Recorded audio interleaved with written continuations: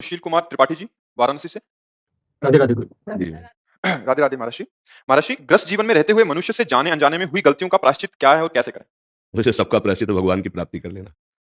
भगवान की प्राप्ति हो गई तो सब प्रायश्चित हो गए, बार-बार भटकना ही पड़ेगा। अवश्य में भोक्तव्यम कृतं कर्म शुभाशुभम भगवान ने कहा है कि अवश्य भोगना पड़ेगा जो शुभ-अशुभ कर्म है। देखो तीर्थयाटन, दान, सत्कर्म ये शुभ कर्मों का पलड़ा हो गया और ये जो जिससे गलतियाँ की जाती है धर्म विरुद्ध आचरण, ये अशुभ कर्म हो गए। दोनों अपनी-अपनी जगह हैं।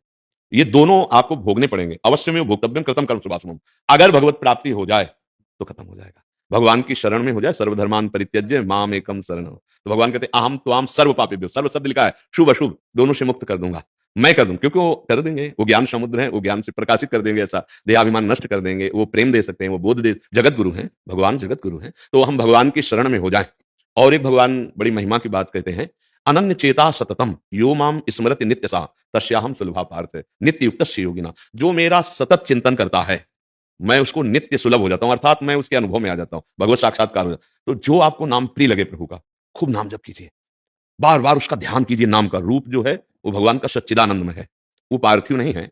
चिदानंद में देह तुम्हारी विगत विकार जाल अधिकारी। देखो जनक जी जैसा ज्ञानी अद्वितीय कोई बिरला ही होगा ना, और वो जब राम जी के रूप को देखते हैं तो कहते हैं इन्हीं विलोकत अति अनुरागा और बरबस ब्रह्म सुख है। मन त्याग तो उस कह रहे कि ब्रह्म सुख का अनुभव करने वाला सहज विराग रूप मन मोरा और राम रूप में आ सकते। तो इसका मतलब भगवान का रूप चिदानंदमय है, आत्मस्वरूप है। तो नाम जप करने से ही वो आत्मस्वरूप भगवान का रूप झलकता है। मलिन हृदय में रूप प्रकाशित नहीं होता है, तो सबके हृदय में पर प्रकाशित नहीं हो। तो खूब नाम जप करना चाहिए, खूब नाम। बड़े बड़े संतों की बात है, जो जितना जप प्रधान हुआ वो हाँ उतना ही उसके हृदय में ज्ञान प्रकाश, वैराग्य प्रकाश, भक्ति प्रकाश। अच्छा जैसे हम आप ज्ञान की बातें कर लें और हमारा चिंतन वही विषयों का है तो कुछ नहीं होगा। मतलब बहुत ही हम विनोद की भाषा में कहते हैं, गधे के पीठ में चाहे मिट्टी लाद दो या वेद लाद दो, उसको सिर्फ भार से मतलब है। तो अगर केवल बुद्धि में, तो वो बोझा मात्र है, वो लाभ नहीं प्राप्त कर पाए। लाभ है मनन करके और अंतःकरण की समता में उतर जाना। तो हमें लगता है कि कुछ ना आता हो अगर, और संतों का संग करे, रामकृष्ण हरि जो नाम प्रिय नाम जप करे, वो सब ज्ञान को प्राप्त हो जाएगा। बड़े बड़े महापुरुष भी हैं जैसे पूज्य श्री कबीरदास जी, ये सब नाम के बल से वो निर्गुण सगुण सबका ज्ञान रखने वाले हैं। दोनों प्रकार के भगवान की अनुभूति है।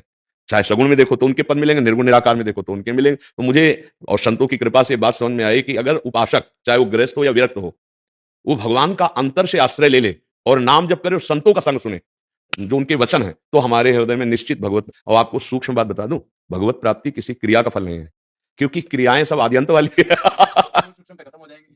तो पर यह है कि क्रिया का वेग रहता है ना देहाभिमान के कारण, तो असत क्रिया का त्यागी और सत क्रियावान, और सत क्रिया भगवत समर्पित और नाम जप बढ़िया काम बन जाएगा। मुझे पत्नी आई है, पूजा तो बहुत करती है, लेकिन पूजा और जब मैं क्या देखो पूजा क्या है, बाहरी क्रिया है।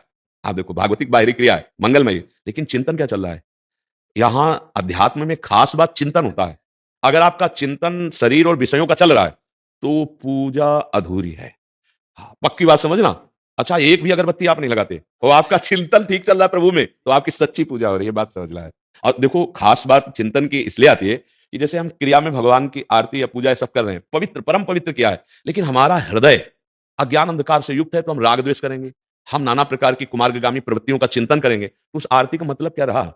तो उसका हमारे अंदर प्रकाश होना चाहिए, हमारा हृदय प्रकाशित होना चाहिए। भगवान कपिल देव जी ने कहा, जो मेरे श्री विग्रह की अर्चना तो बड़ी बड़ी कीमती वस्तुओं से करता है, लेकिन बाहर राग द्वेष करता है, तो वो पूजा ऐसी हुई जैसे राख में किया गया हवन। तो हमें लगता है कि पूजा चाहे कम हो, चिंतन बहुत बढ़िया चिंतन होना चाहिए। जो जैसे हम नाम कोई ले लें, गुरुदेव के वचन ले लें, महावाक्यार्थस्य चिंतिताम, बार बार विचारिताम चिंतिताम, एकांते सुखमाश्रिताम, एकांत में सुखासन में बैठकर संतों की बात का मनन चिंतन किया और नाम का ध्यान कर रहे। जैसे आपने लोग वृंदावनवासी राधा उपासी, राधा, अब रा बड़ा की मात्रा, धा बड़ा की मात्रा, कोई अक्षर ऐसा नहीं जिसमें ब्रह्म न व्याप्त हो।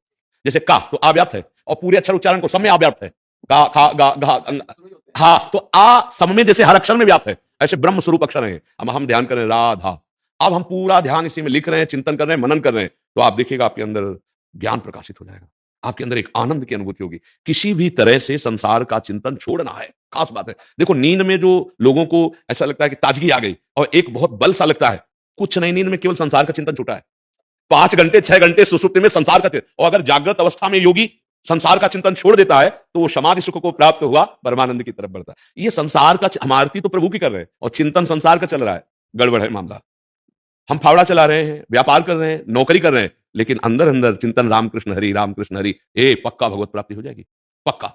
ये बात समझ लीजिए, बहुत दान पुण्य किए महाराज नृग ने, बहुत, मतलब भागवत में बहुत वर्णन है उनका, और अंतिम योनि उनको गिरगिट की प्राप्ति हुई कुएं में। तो आप इस पर विचार करके देखिए कि खास बात चिंतन हुई या दान पुण्य सब हुआ। अगर भगवत चिंतन है, देखो पुत्र के बहाने से अंतिम समय नारायण अजामिल ने, उस नारायण नाम ने भगवत प्राप्ति करा दी। इसलिए हमें बार बार ये विश्वास है और प्रार्थना करते रहते हैं कि आपको जो नाम प्रिय हो, खूब नाम जप करो, अंदर ही अंदर नाम। देखो ना इसमें पैसा लगता है और ना इसमें किसी के सहयोग की जरूरत है। अगर बात पकड़ ली, राधा राधा राधा राधा, राम राम राम राम, कृष्ण कृष्ण कृष्ण, आप देखिएगा आपके अंदर कोई ऐसा ज्ञान नहीं बकाया रहेगा जो स्वयं स्फुरित ना हो जाए। क्योंकि सच्चिदानंद प्रभु का नाम सच्चिदानंदमय है। जैसे रूप सच्चिदानंदमय, ऐसे नाम सच्चिदानंदमय, ऐसे धाम सच्चिदानंदमय, सच्चिदानंदमय लीला स्वयं भगवान शंकर उन लीलाओं का गायन करते हैं, शनकादि गायन करते हैं, जो ब्रह्म बोध की मूर्तिमान स्वरूप है। ठीक है, तो नाम